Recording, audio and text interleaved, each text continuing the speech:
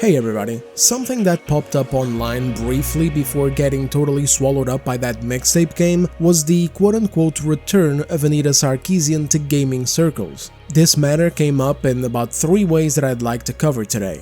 Number 1, a bit of history on the things that she has done, the ways that she has impacted the industry, and her actual motivations behind all of the fake gaming narratives. Number 2, her involvement in Slay the Spire 2 and other games that have invited her in, and how that's already a visible problem right now. And number 3, the response from prominent people to the review bombing of Slay the Spire 2, including people who are usually against politics in video games, channels kind of like mine, who were defending her presence in the game. That'll be timestamps in the top comment if you guys want to jump around between chapters, but just be warned that the way that I structured the video is the context that I'm going to put mostly on the first chapter isn't just old stuff, it's mixed and plays into points that'll be made in later chapters, okay? So, alright, that's it, let's get in there.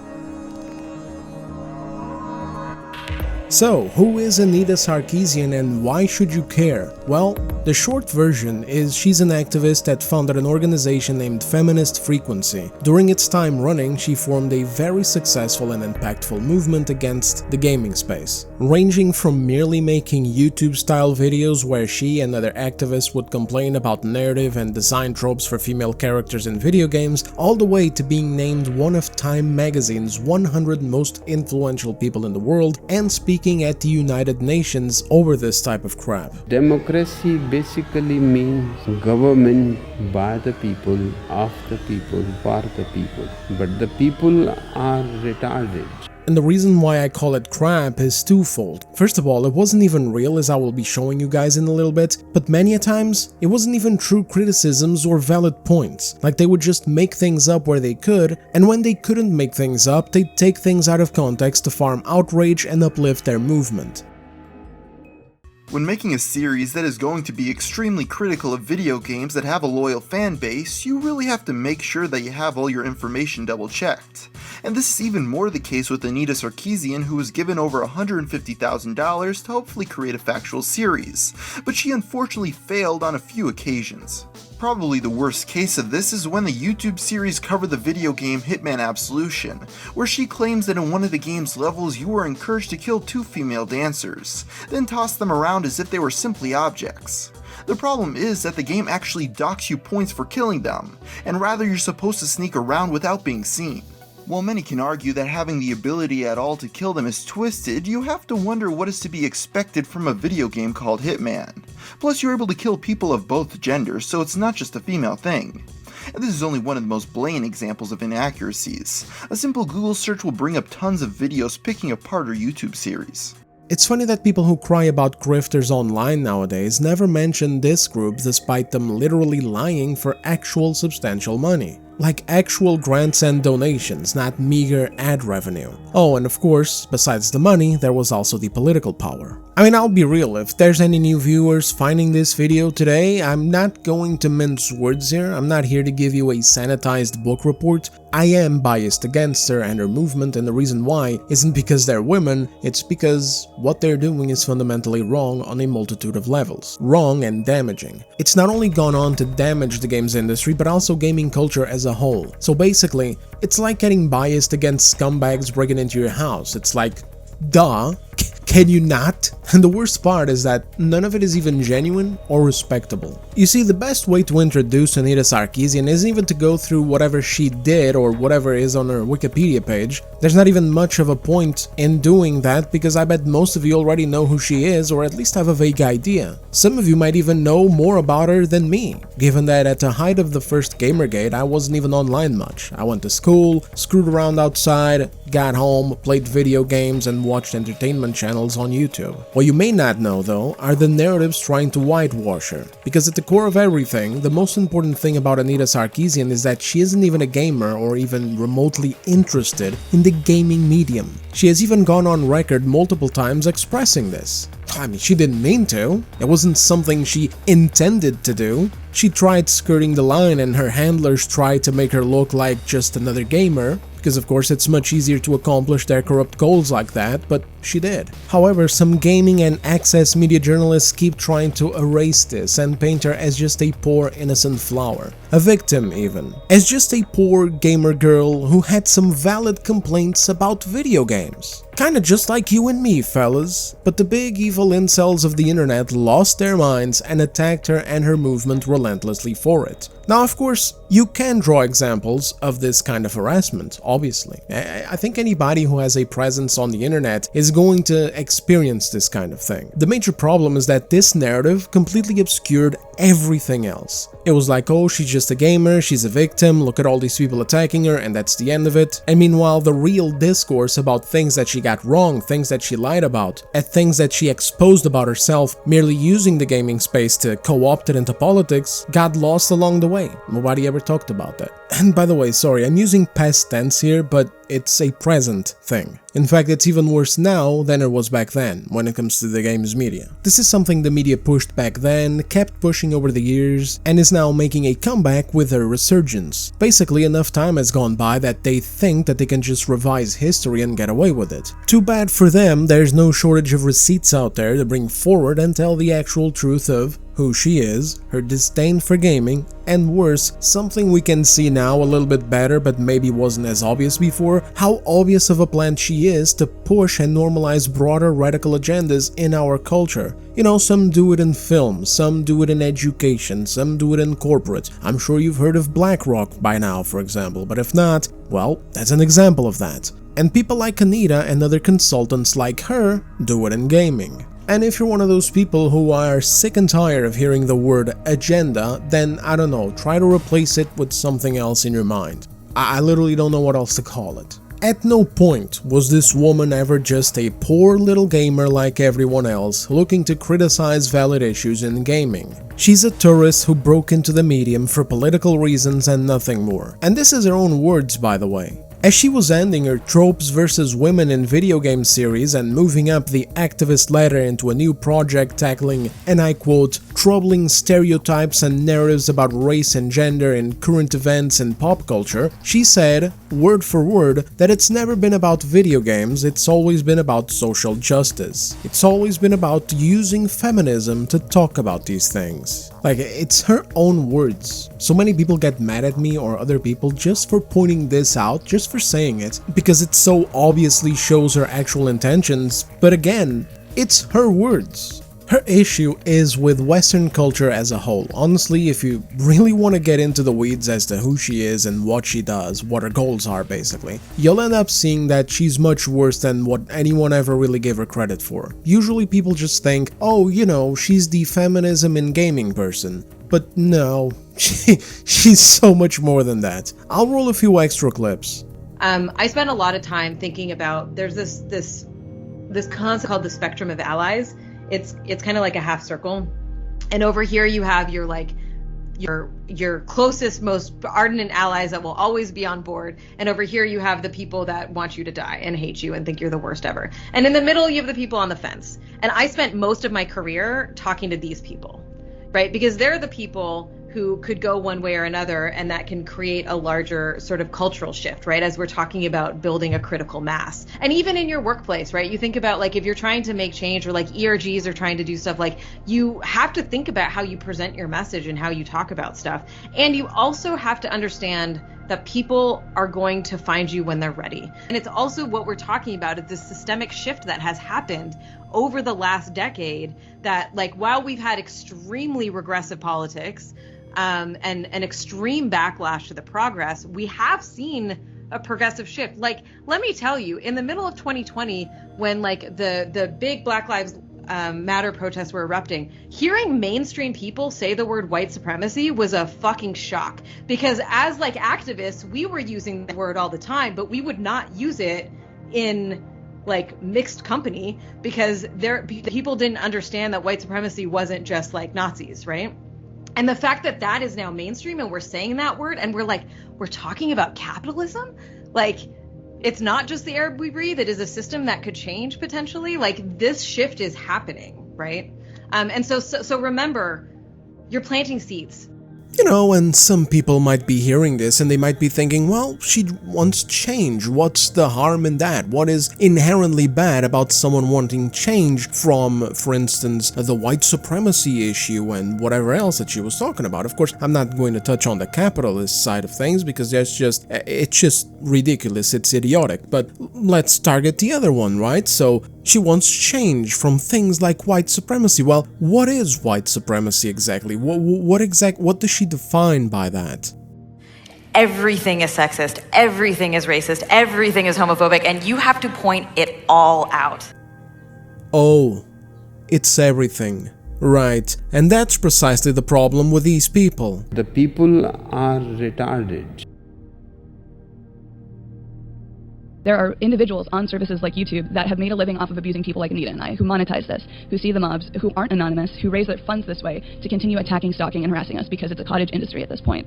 And all of these things need to be taken into account and might be difficult to understand from the outside. So if there's one takeaway from all that I can push for is please involve people who are in tech doing this work already in every step of the way. It requires all of our so many different prongs. The three-pronged approach is absolutely correct. By doing this work, I have been the target for 3 years nonstop of egregious online harassment in all levels. I think it's important to recognize that harassment is, as someone had mentioned, it's not just what is legal and illegal, right? Harassment is threats of violence, but it's also the day-to-day grind of you're a liar, you suck, you know, making all of these hate videos to attack us on a regular basis, and the mobs that come from those hate videos, etc. We know this, but I think it's worth saying that sexism and misogyny did not start with the internet, right? It's been around for a long time, and feminists for decades have been challenging these male-dominated systems. So what we're seeing is that the internet is providing new ways to commit the same types of violence, right? And so understanding that this is a cultural, that we really need to see a big cultural shift in how we deal with this. Creating a cultural shift, I think, takes a great number of approaches, and we've been hearing a lot about systemic change, and that makes me really happy, because I think that that's really how we have to do this. And so one of those approaches is, I think that the online social media sites and the places in which we are engaging on these large platforms really need to step up and change the way that their systems operate.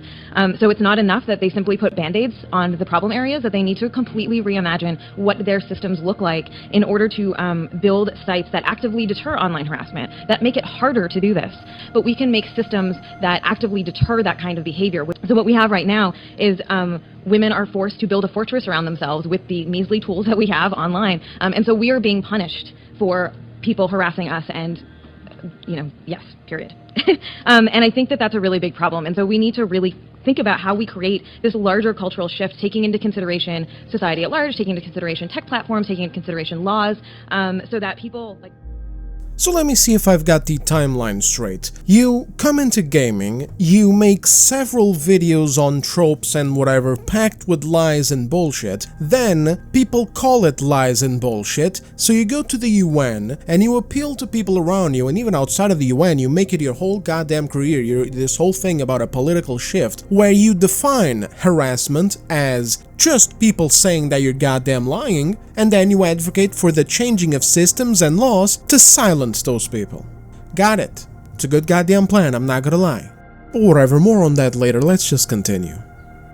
What does any of that have to do with games? How is any of that even fair? How's that last thing even fair? Like, oh, everything is a problem? The truth is that it doesn't even matter to ask these questions, because, again, she doesn't care. She just wants to bring that into gaming. She wants gaming to represent those kinds of ideas. She wants gaming to be a signal booster for her ideologies. Anita's actual problems don't rest on the female tropes in gaming that she complained about. That was just the easiest and most accessible way into gaining influence in the medium and start to change it. Her real issues are with our culture and society, Western civilization values as a whole, the usual SJW and radical leftist / Marxist shit that we've been getting subtly and not so subtly hammered on the head with over the past few years in some shows, movies, games, and politics in general. It's the kind of thing that is even infuriating, because even if you are somewhere in the middle of this huge, wide political spectrum, even if some of the things that are being preached are things that you would agree with in principle or agree with to some extent in society, you just don't want it in your games.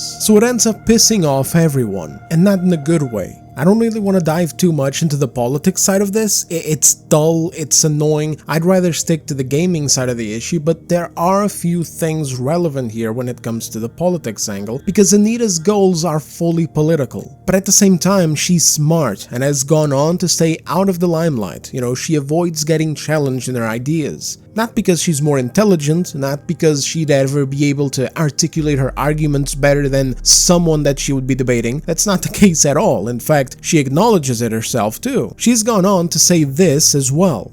So I don't debate people. For years, these fucking assholes on the internet are like, debate me, like I'll pay you 10 grand if you debate me, blah, blah, blah, blah, blah. And I'm just like, no. And the reason I don't is because it is a lot harder. When you're perpetuating the status quo, you can use 2-3 words to get your point across. When you're challenging the status quo, you have to unpack the status quo and then provide a vision for the future and the alternative vision, right? So you are immediately in a losing position.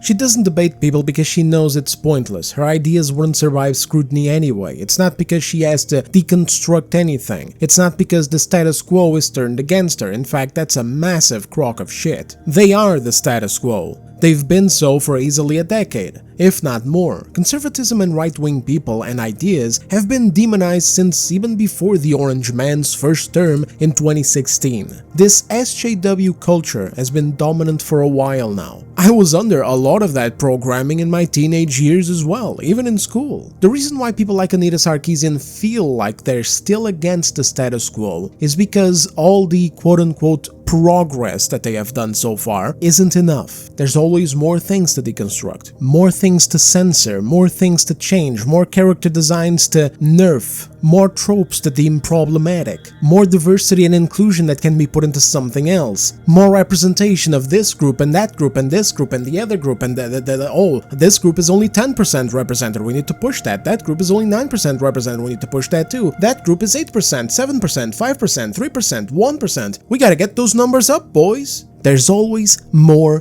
pointless shit to bitch about. And that's in video games, because outside of it, in society, oh my goodness, there is still so much more to destroy. You saw the clip. She has a huge problem with white people while living in a white country, and a problem with capitalism while living in a capitalist country, etc. Like, why don't these people literally just leave to a communist country somewhere else? Who knows? It's almost like they can't because they know that they wouldn't have the freedoms and the quality of life that they have in the countries that they keep bitching about. But whatever, back to video games. The whole thing about gaming was just a LARP. Here's another clip where she talks about how she doesn't even goddamn play them. It's a soundtrack of one song, except I'm doing video games. So it's not exactly a fandom. I'm not a fan of video games. I actually had to learn a lot about video games in the process of making this. And also video games, like I would love to play video games, but I don't want to go around shooting people and ripping off their heads, and it's just gross. So hence this is my response to that. Not that it's any surprise, because if you listen to the things she brought up in her series, you could spot the blatant lies, the disingenuous framing, the baseless arguments that didn't even make sense, so on and so forth. Pictures like this one where she posed as a gamer with stacks of video games that don't even belong to her, I bet, were just a PR move so she would look more favorable. Not to convince us, of course, we never mattered, but to convince executives in the industry to listen to her and work with her. It made it easier for journalists to defend her and demonize the living hell out of the Gamergate movement. It's even funny to go through the image and see games like Gears of War, Duke Nukem, Dead Space, Bulletstorm, Left 4 Dead, Mafia, The Saboteur, Fallout, Ninja Gaiden, Halo, Bioshock, etc. in there, when she very clearly showed disdain for these kinds of genres, let alone games. And that's because, again, you especially can take something like Gears of War. She would never have that shit in her collection. It represents everything she hates. It represents a time in the games industry where people were unashamed to just make a game like that. Just a group of dudes, big burly assholes, rough talking, rough looking, not an ounce of soy between them, no DEI either. Yeah, that one of them was black. Isn't that funny how that goes? How you could have diversity without the soy boy DEI bullshit that we get these days. Just a group of chuds going around killing a bunch of aliens. Pure male fantasy bullshit. She abhors that. Ain't no way games like those would be in their library. Grifter alert, have you considered that maybe she has them so she could play them and criticize the problematic tropes within? Have you considered that you shouldn't consume more than 25 grams of soy per day? Anyway, back to the point. The reason why she doesn't debate people isn't because of this status quo nonsense LARP that she's pulling here. She is the status quo. The reason she doesn't debate is because if she did, she would be cooked. Her nonsense would easily get deconstructed. She wouldn't have optically favorable or smart answers to give any questions coming her way, and any questions or points that she posed herself would get dismantled before 3 o'clock and frankly make her look insane. Now, at the intro of the video, I said that Anita Sarkeesian returned to gaming circles, but that ain't even it. She never really went anywhere. She just kept her head down and the attention shifted to other sources of more egregious, more controversial stuff, such as those consultant companies that kinda sparked the Gamergate 2.0 situation like Sweet Baby Inc. Again, she's smart. She kept her head down, kept doing her work quietly, and stayed out of the crossfire. She knows that getting into the debate is useless. She knows it would only make it worse. Regardless though, Anita is in many ways a strong element of the source of the political brain rot that infests the medium now, and if not a source, because of the fact that things seem to ease down and then ramp back up during the 2020s, like 2022, 23, and 24, then at least she's a precursor whose movement grew so much and went so far because it grew during the dark ages of the 21st century, where we were ditching reason and common sense while replacing it with brainless, self-hating, narcissistic virtue signaling. So instead of natural responses to Anita Sarkeesian like, hey dumbass, sorry, but if you don't like shooting guns or glory-killing monsters in sci-fi or fantasy with big buff dudes, then don't play shooters or action games with those big buff dudes. I don't know, go play fucking Minecraft instead. It's fun. You can farm stuff, collect garbage, and build your own little hag shack in the woods. But instead of that, we went, oh my goodness, please, everyone be quiet, there's a white woman speaking. The most disenfranchised creature in the 7 seas. Let us hear what she has to say, accept all of it, and do exactly what she wants, because if we don't, we are misongalistics or whatever, and we're taking society back 150 years. And so, you know, now you fast forward God knows how many years, and here we are. But whatever, let's move on with the chapters of the video. Okay, so after that really long section showing you some stuff about Anita Sarkeesian and ranting about the reality of her damage in the industry, let's talk about what happened. To put it as short as possible, someone found her name in the credits of Slay the Spire 2. More on that in just a bit. And this caused a wave of review bombing on Steam, which led to some infighting even amongst some content creators that actively engage in the Gamergate 2.0 or whatever you want to call it. People who don't like politics or ideology influencing the content in their games, basically. But that's still too subjective. Okay, how about this? People who don't like this right here. You see this? You see this picture? You see that little, you see that presenter up there? Oh, gaming is political, everything's political, blah blah blah. That's what I'm talking about. People who don't like this garbage influencing the games industry. This is at GDC, by the way, the Game Developers Conference. What a lovely place. Holy Jesus. What the fuck is that? And of course, it's not like infighting doesn't happen already other times, okay? I mean, it's not like we are a hive mind, all who follow the same fucking thing, you know? That's not the case at all. It's not the case at all with most channels who do this, in fact. I mean, just look at the Gunnergate fiasco as an example. But anyway, we're not going to go down that road right now. The point is that in this case here with Slay the Spire 2, it felt different. It felt like some creators in question forgot who Anita Sarkeesian was and the extent of her damage in gaming, to the point where the act of review bombing Slay the Spire 2 in protest was something wrong for people to do, or lame, or just outright something to be mocked, like what XQC did in this clip going through the negative reviews. Not much content, and then the credits. They played for 20 hours, he enjoyed it. I mean, chat, think about it. These guys enjoyed the game for 30 hours, 30 hours, 50 hours. This guy enjoyed the game for 100 hours, and then you go, wait, hold on, somebody that's associated with feminism is in the credits? I actually hate this, actually. I played for 100 hours, but it's actually dog shit. It's actually dog trash. Let's put that away for now, I'll address it later. So, I really wanted to dive into this. There was an aspect to this whole Slay the Spire 2 situation that came as a shock to people, and this both created this very fast effect of like, oh, what the fuck is going on? Anita Sarkeesian is back? That's the witch! I thought she had been defeated like 3,000 years ago.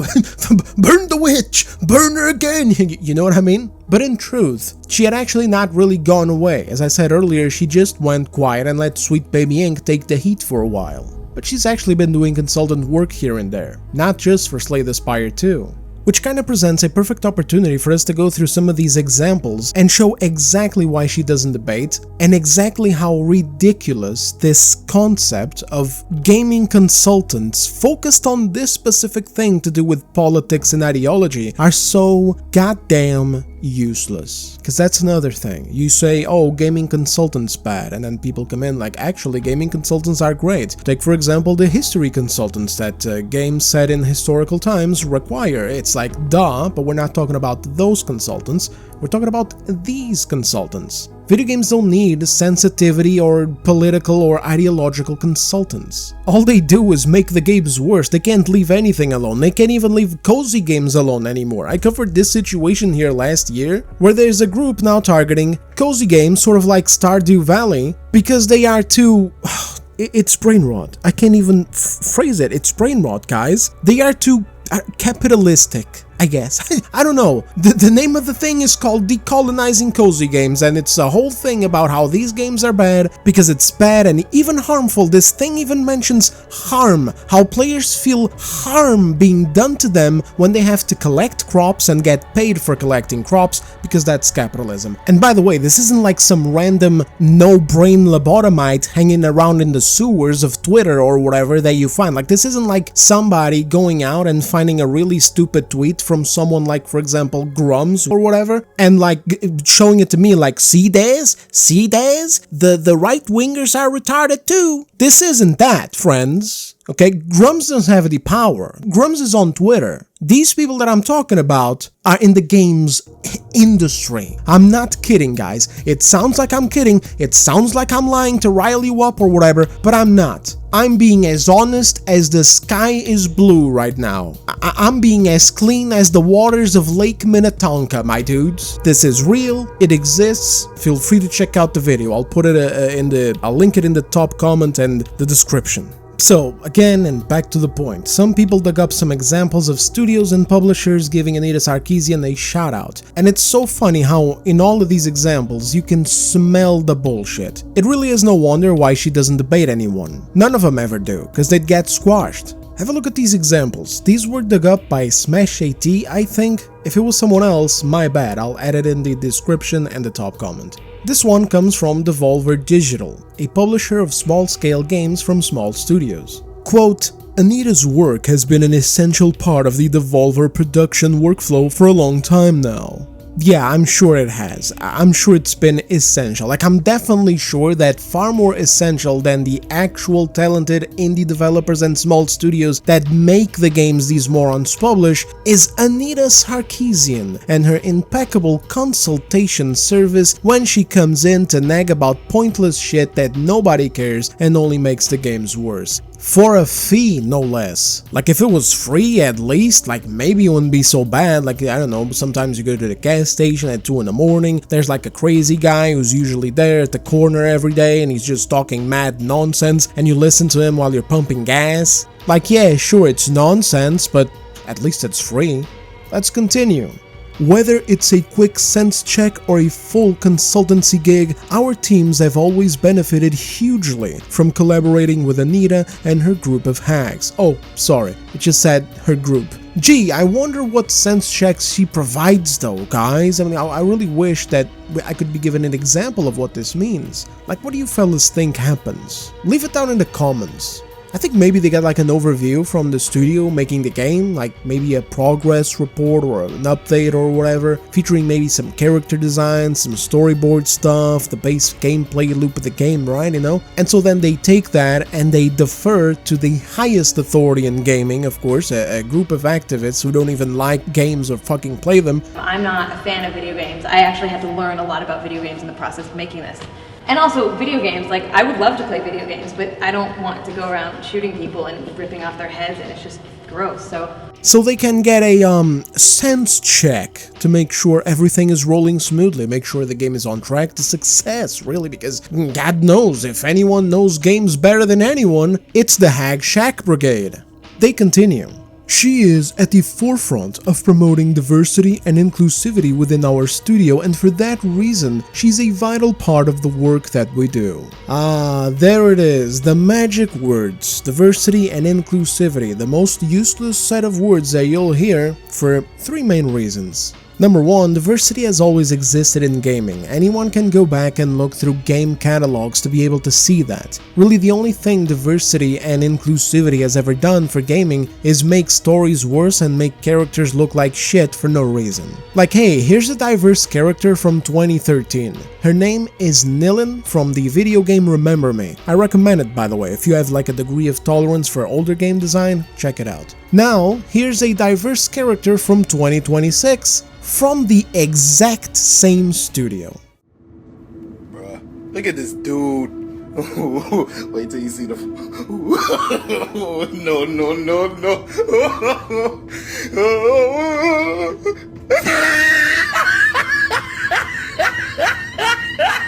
Ah, look at the top of his head. Look at his lips. It doesn't matter what I feel. And I still don't understand. That's how it has to be, Thomas.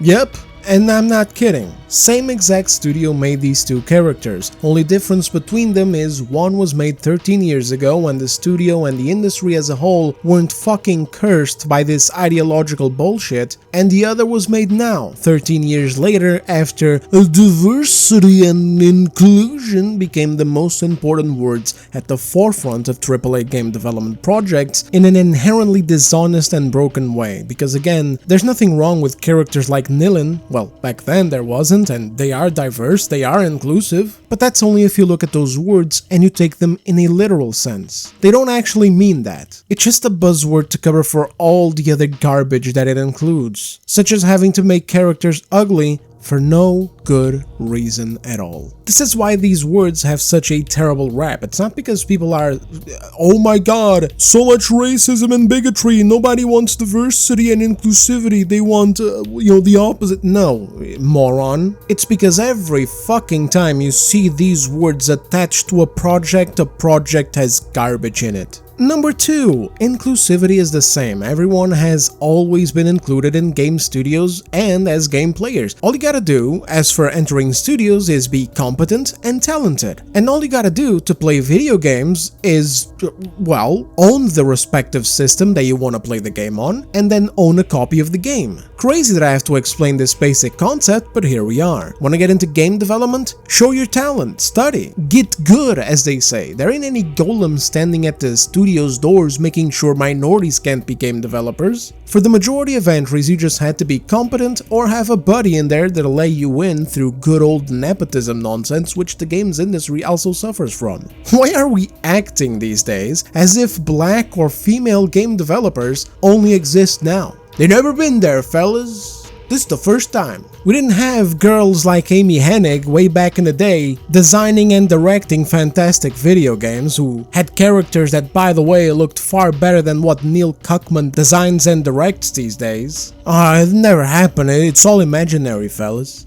But the industry is still majority white and male. That's usually what happens when most game development studios are in countries that are majority white. And it's also what happens when gaming was always more skewed towards men than women. I mean, look at all the memes that we get dunked on with. Thankfully, I have a girlfriend who actually plays video games too, but I swear, dude, during my teen years, I was always fucking overthinking. I'll be like, oh my god, one day I'm gonna have to get a girlfriend and I'm not gonna be able to play video games anymore because They just want to go out all the time. They don't get it. They don't play video games. Why did I think that way? Because you're a chud. No. Because growing up, I was in various classes, and in all these various classes, there were a lot of girls, and none of them ever played video. Okay, that's a lie. 3 of them. 3 of them. We're talking about like 60 plus girls, only 3 of them played fucking video games. So yeah, why are most game developers dudes and white?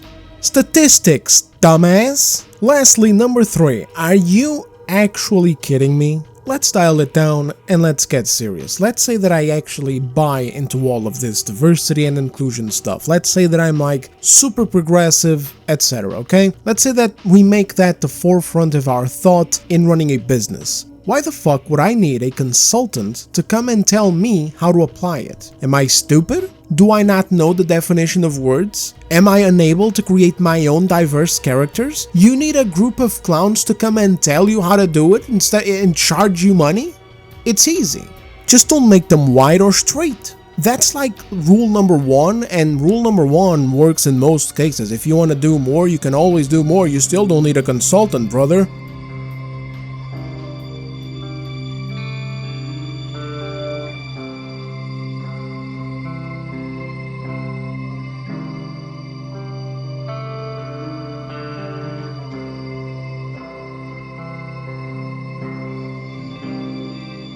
Can we stop LARPing and just admit that this is a made-up position? The fuck are these studios doing, paying activist consultant groups for?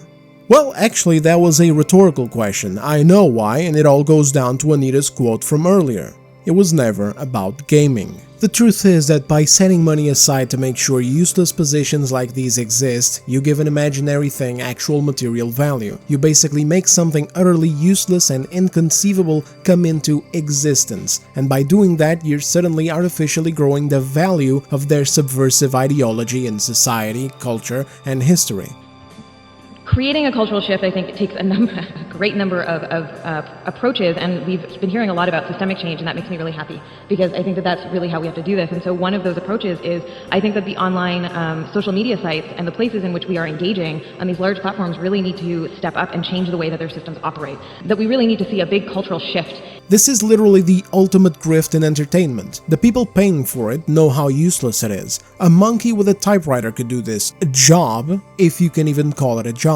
But the point is not the service that it provides for the studios. The point is breathing life into this ideology, making it more and more prominent. Grow it and sustain it in official channels. Make it real. Make it necessary. That BlackRock thing I mentioned earlier is essential for this kind of thing, because as a company, if you play along, you're fine. But if you don't, then you get, and I quote, impacted. You have to force behaviors, and at BlackRock we are forcing behaviors. 54% of the incoming class are women. We added 4 more points in terms of diverse employment this year, and what we are doing internally is, if you don't achieve these levels of impact, your compensation could be impacted. Okay, we're doing the same thing. And so it's just you have to force behaviors. You know what it is, fellas? The table is tilted, folks. The game is rigged. It's a big club, and you ain't in it. You and I are not in the big club. But Dez, you're crazy. Maybe I am, but this is how I see it. While there are many people in the industry who are genuinely super into this super progressive stuff and want to see these consultants hired because they genuinely believe in the stuff that they push, I believe that these are the real reasons why they're getting pushed. I believe these are the real reasons why these companies are participating in the first place. Because if you're an executive all the way up top, you're not an idiot. Sort of.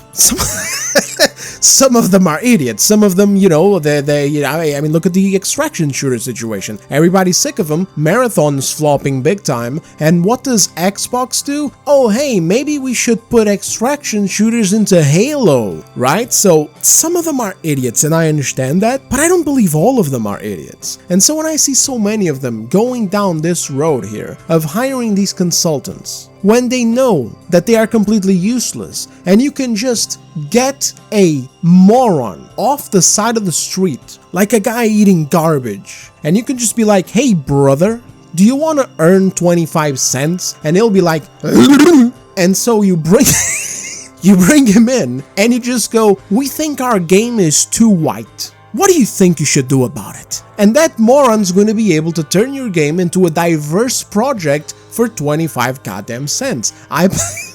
This is a really retarded and unscripted part of the video, but it is what it is.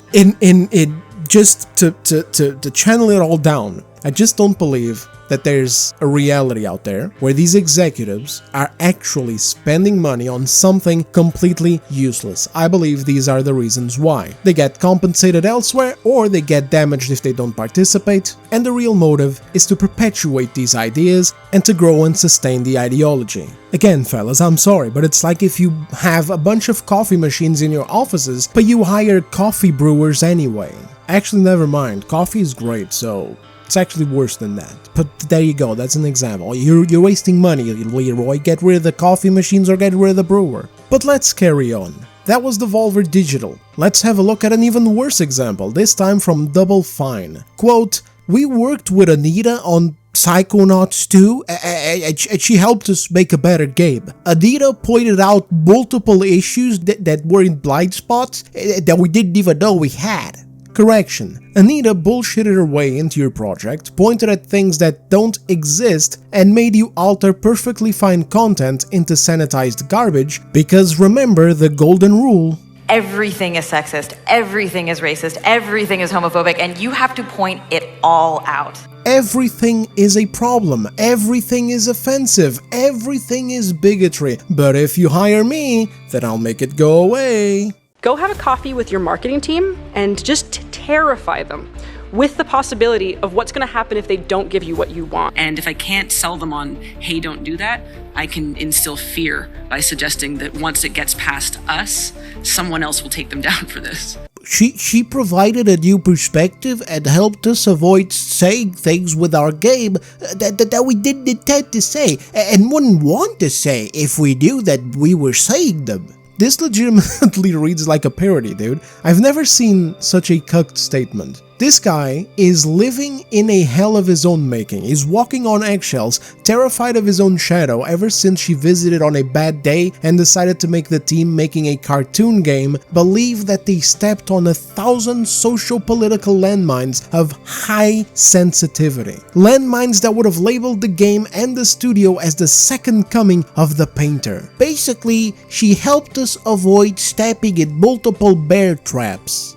You actually can't make this shit up. That's what I just said, except I said landmines. Anita helped us make a product that was just as entertaining as before, but one that now did less harm and could be enjoyed by more people. This is the shit that has to end, man. This mindset has to go. They never substantiate their claim. They just say a game can be enjoyed by more people. Because what? You removed imaginary triggers some dumb disingenuous grifting broad told you were bad? Listen, man. Nobody who'd get offended over content in your cartoon game is interested in playing it to begin with because they're not gamers, they're Karens, that's number one. Number two, Karens? They're always going to look for things to get offended at. It doesn't matter who you hire to sanitize it. If your game is fated to be targeted, it will be targeted. In fact, sometimes it doesn't even matter what the content of the game is. It matters who the people making it are. That's actually the most important part. If people like Anita Sarkeesian were not getting paid to come and LARP at your studios as specialists or whatever, getting creative control over your games to sanitize them, to rip personality and life out of them by making things up to be problematic, they would be in games media trashing your games the way IGN, The Gamer, Kotaku, etc. do to video games like Black Myth Wukong, Lords of the Fallen 2, Pragmata, Stellar Blade, so on, so forth, by doing what again? By making things up to be problematic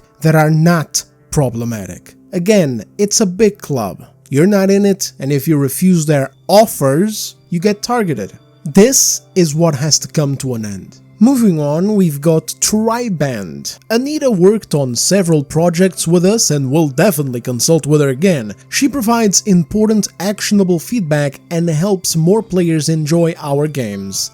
Really? Well, alright, let's see what games does Triband have. I actually don't know this. Oh, are you serious? What the car? What the bat? What the golf? You needed consultants for this? Little cartoony physics-based games? Guys, if you ever want to counter-argue my point that I made above about, you know, the thing that I believe all these big companies are playing into this because of the ideological angle, this is the perfect counter, because I don't have an answer for this. I don't have an answer for why a tiny little indie thing-ish, like, you know, Triband here, hires her too. I guess these are the ones who hire her because they really truly believe in her message, but even then, it's just insane to me. Like, why? You're making a silly video game thing, you know, little cartoony, physics-based games. Why do you need to have her pitching ideas or correcting content? What could you possibly put in your game to begin with that would be harmful enough to need Anita to come along and like fix it? Like, oh my god, Anita, I'm so glad you're here. I made this game over here, okay? It's called What the Golf, and what you do in it is you throw shit at the golf hole, okay? You throw shit at the golf hole, you throw yourself at the golf hole, you throw cars at the golf hole, you race chairs at the golf hole, you can even throw a horse at the golf hole. It's crazy, really. But in the midst of all this chaos, we just want to make sure that we are not ushering in the Confederacy. So if you could please come into our studio and revise our game to make sure that we are not putting out alt-right propaganda by accident, that would be a I can't, guys. I cannot. In fact, let's just stop this and move on to Slay the Spire 2.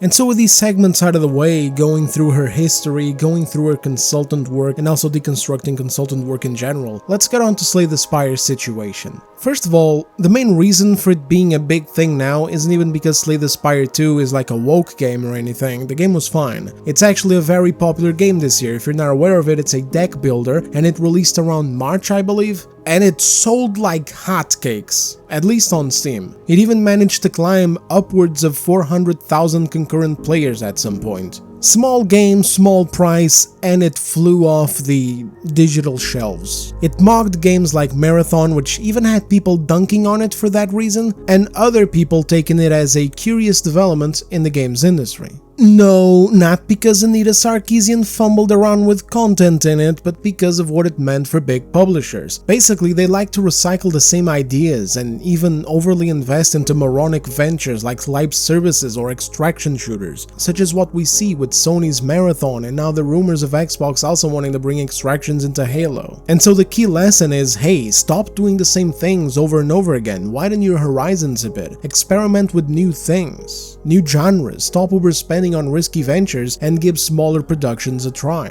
Now let's get on to more reactions to this situation, which are the things that surprised me the most in all of this. Basically, fellas, with the review bombing, a lot of people got mad, and there's some sides of this story that I'm not even going to cover, otherwise we'd just be here going over cringe for half an hour. So never mind all these morons. Instead, I want to talk to my homies. Sort of. I don't actually know any of them. I just recognize, like I said earlier in the video, that there are people who share similar mindsets when it comes to the games industry and entertainment in general that I do, and who were, in my view, taking this issue and underplaying it, some of whom were even expressing disdain for the act of review bombing. This one is from Epic Mike, someone I have absolutely no issue with whatsoever, but did disagree with the position of. Quote, I mean, she is the absolute worst, but Slay the Spire 2 is a great game and I haven't seen a single thing that gave me pause in the content. If you are unaware of who Epic Mike is, I'm not going to do a book report here either, okay? He's basically a content creator in this similar field. He's part of Geeks and Gamers, criticizes ideological bullshit in media, entertainment, etc. Bada bing, bada boom. His statement wasn't unique either. In fact, when I saved it as sort of an example of a broader situation that I was seeing where a lot of people were saying that, hey, if nothing popped out in the game, then there's no problem with it, and even though, and I quote, she's the worst, that isn't a big enough issue with her involvement that would justify the review bombing. This other response of his was something more annoying though. Some dude who I don't even know made a whole post that even went against part of his own follower base, giving his take as to why he believes review bombing the game was fine, and Anita Sarkeesian is indeed that much of a problem. The username is Kooks12 in case you guys want to find it and read the whole thing yourselves. Epic Mike responded to that with, so guilty by association is the defense here? Someone has to make this make sense. And this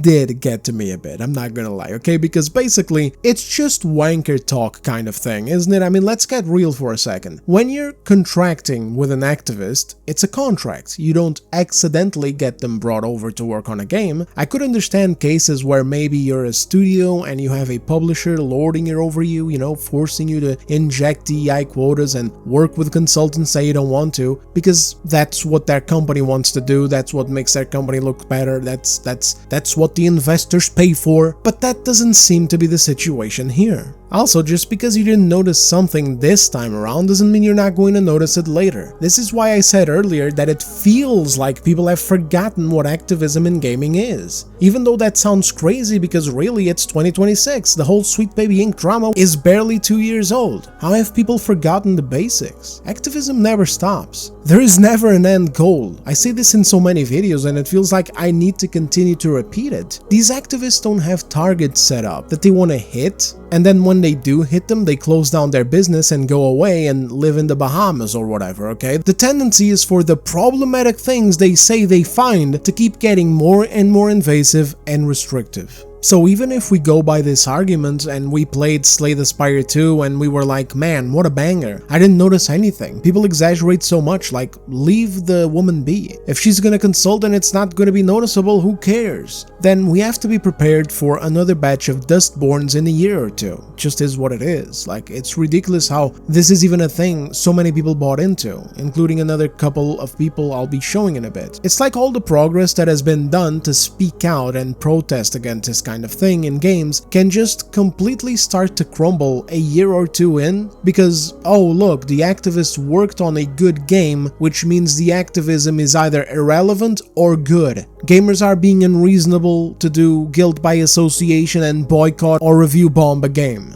Like, no, let people do what they want to do. If they want to boycott it, let them boycott it. If they want to review bomb it, let them review bomb it. There's actually a real valid cause when it comes to this situation. Then there was this Adam Cringler dude. Adam Krigler. Krigler? I don't know. I don't even know this dude, but my mutuals on X seem to like him. Personally, this is the second time I've seen him post nonsense though, so I don't know. Regardless, here's his awful take. Slay the Spire 2 is awesome. Never saw a single thing that took me out of gaming to think about modern anything. This backlash is lame. It's actual cancel culture.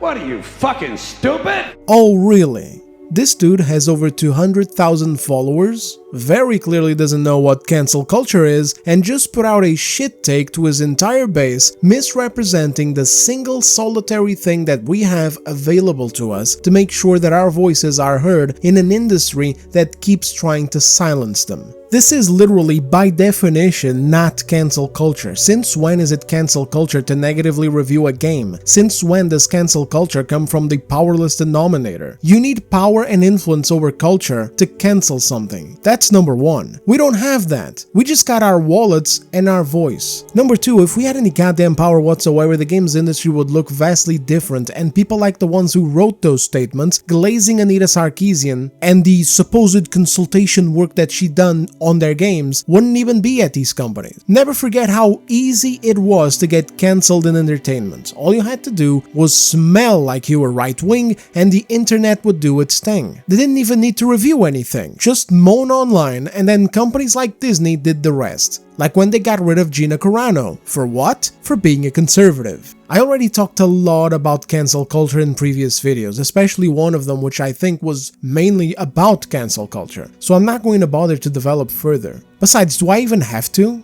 This is ridiculous. We have AAA studios running programs to get young people into game development, and they openly state in those programs that men are excluded. No man allowed, only women and non-binaries. Does that sound like gamers have any power whatsoever to moan about something online and get companies to bend over and do whatever we say? Were you stupid or something? We have far-left activists getting cushy jobs as consultants, my brother, getting contracted by major companies in the industry to come and tell them what is and isn't appropriate in their games. This is literally how much power and control over the culture they have, that they have created a whole mini industry moved by money where activists can serve this false ideologically charged function, and you're looking at random people writing negative reviews as cancel culture?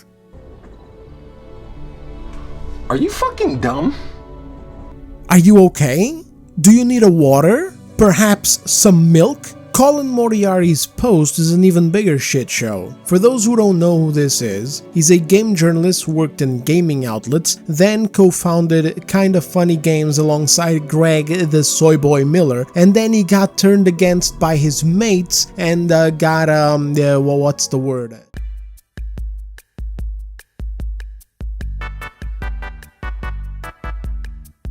Hey, you can just go ahead and Women, am I right?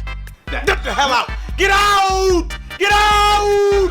Get out! Okay. Get out! Get out! I don't know enough history on the guy since then. The only thing I know is he's inconsistent as hell. For example, here's his post on the matter. Quote, Anita Sarkeesian is undoubtedly a tourist and a grifter, and had a negative effect on the industry. That said, if a game she consulted on is played by millions and no one noticed anything amiss until the end credits made you mad a month after launch, maybe you are overreacting. In the meantime, Colin has completely walked his back on a recent interview where he had Alyssa Mercante on, another activist type but from game journalism circles instead. If Kotaku had a face, it would be Alyssa Mercante, even though she doesn't really work that anymore. So we had her over, and when talking about this, he presented it much differently. He didn't mention Anita is a grifter and a tourist nor the negative effect she apparently had. In fact, he said that she lost, implying that instead of a negative effect, she either had no effect whatsoever, or the thing backfired against her, which would mean that it ended up having a good effect for us. Both of which are provably incorrect. He's a very weird guy when it comes to these things. He has a very large following, but it's a following that gets very uncomfortable whenever he brings up actually important ideological issues in the industry. I think Colin Moriarty's biggest fear is to be called or labeled a grifter like some of the people that he hates seeing online, whom he believes to be grifters. I think that's why Colin Moriarty sometimes doesn't connect dots that he should connect, that he definitely has the mental capacity to connect because he's not a retard. There's lines he refuses to cross, dots that he refuses to connect, etc., even if there's direct evidence pointing to them. Then he does this LARP about being reasonable and moderate so we can have quote-unquote conversations with people, except even in his conversation, his bias shows. For example, with Alyssa Mercante, he was a sweet little puppy. No hard questions, not even uncomfortable confrontational quips such as presenting Anita Sarkeesian the way that he presented her in his social media post on May 7th, but on an interview with Smash JT some time ago,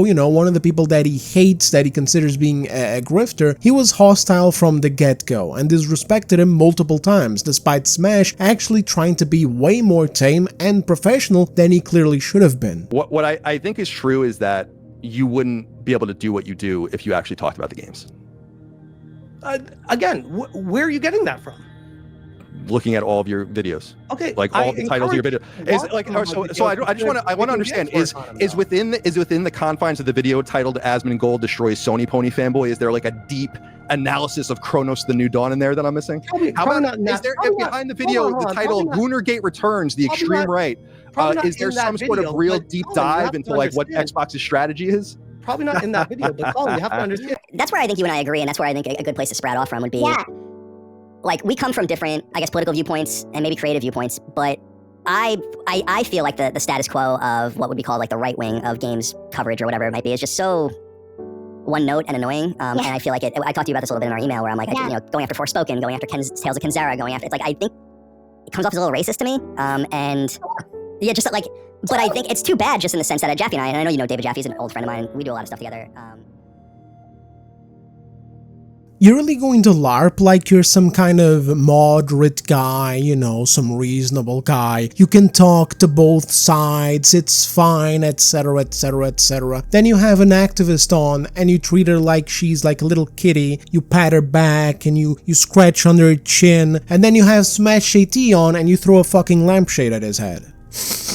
I don't know, man, I smell bullshit. But carrying on, their conversation was about analytics and numbers centered on some games from last year, including Assassin's Creed Shadows, which was proven to be nonsense. If you don't remember, let me quickly refresh your memories, and you can feel free to check out the original videos if you're interested. Long story short, Analytics Boys said that Shadows is one of the best-selling games of 2025. This was around launch. Then around summer, one of them even said that Shadows was the top-selling game of 2025 above every single other new game released that year. Then, later, the Analytics Boys were doing the roundup for Ghost of Yotai around October, showing how successful that game was too, just 3 days after launch, for being number 18 on this list of the top 20 best-selling games of the year. 3 days in, top 18 already. Not bad. Somehow, however, they forgot to include Assassin's Creed Shadows, one of Ubisoft's strongest launches in the 3 weeks after release, the best-selling game of 2025 during the summer, but then in October, it's just gone, completely missing from a top 20 best-selling games of the year. Man, I don't know what it is, I don't know who shot it or something, but something sure smells like bullshit around here. And it was a matter that is similar to what's going on right now. You know, right now you're not supposed to review bomb a game even if it's your only avenue of having a voice. And what he was talking about is, oh, we're not supposed to doubt the analytics that come out, we're not supposed to question it because, oh, they're the industry standard. Well, what are we supposed to do then when there's these glaring inconsistencies? But anyway, that was the Colin recap. As for his take, ridiculous. You can't start the sentence with, oh yeah, she's a tourist and a grifter and she screwed up the industry, but with that said, like what do you mean with that said? Anything that comes after that's just going to sound stupid, and it did. But I don't even think that's the worst part. I think the worst part about this is that it's really not about people getting mad after a launch because she was in the credits. It's not like a Game of Thrones betrayal scene or whatever, it's not like a telenovela. It's about principles and future-proofing. Some people do take those things seriously, and I don't think it's wrong to do so. And again, just cause something isn't a miss this one time doesn't mean it won't be a miss the next time. I hate that this even has to be justified, honestly. Like, this is Anita Sarkeesian, this isn't some random moron with a flag in the bio. This is the big boss. Like, this woman actually carries a lot of weight when it comes to her history in gaming. To put it in game terms, it's like, I don't know, if Gamergate 1 was a video game, she was the final boss, and now Gamergate 2 is out, and oh shit, the iconic final boss is back. He ain't down yet, he's still here. There's actual damage we can point to, and if he wasn't such a soy boy too, he would admit it the way that he admitted it in his tweet. She's kind of like the Reapers of Mass Effect. Anyone who looks into it knows how garbage all of this is, but nobody wants to do anything about it. And then if they see some people doing something about it or worrying about it or whatever, they look at them like they're crazy, like they're overreacting, or like they're conspiracy theorists. Again, someone's in your house tearing up your carpets and pissing on your walls again. Why would you not want to complain about that? What do you mean it's an overreaction? And that brings me back full circle to XQC and his mockery, which is the other angle. It's either lame, or it's oh my goodness, how could gamers do this? It's cancel culture, or it's overreaction, or it's pathetic. Why though? Like, articulate why. Don't just say it is as if it means anything, because these kinds of insults or going for the old classic bigot or incel or whatever aren't really going to work anymore. Actually articulate why any of this is any of these things. Because all that's really here is people doing the one single thing they can still do, which is express their discontentment with a game by choosing to not buy it or by changing their reviews into a negative one. Because for some reason, unbeknownst to to me, for some reason that I can't make sense of and that nobody really ever dares to lay out, game developers in the ripe year of 2026, I almost got that wrong, are still going to one of the most infamous, one of the most exposed, one of the most detested figures in gaming history, someone who, again, as I said, most exposed, has her history out there, has quotes out there, leaked videos, etc., showing that she's clearly not into gaming, clearly not into making games better, clearly not invested into any of this gaming shit, and solely in it for the sake of politics, and they're still hiring her.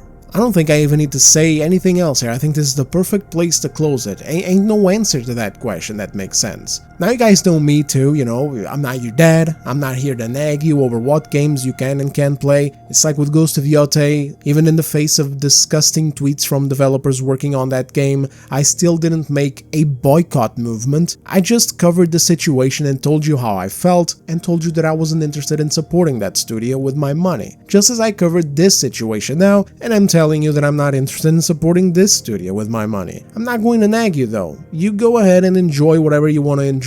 But to stand in the way of people making a stand, to cover for a malicious activist, whitewashing her and her history in gaming, and then presenting the people speaking out against it as pathetic losers or cancel culture people, aka worse or the same as the one who brought this problem down on us to begin with, it's just like, what are you doing? Anyway, that's it from me on this one. Enough ranting before this turns into an hour-plus long video. Sorry for the long exhaustive rant, but thank you very much for watching. If you enjoyed the video, consider leaving it a like or a comment to help the channel. Subscribe if you're new and want more of this or game videos or whatever. Leave suggestions in the comments, by the way. And yeah, that's it. I'll see you on the next one. Take care.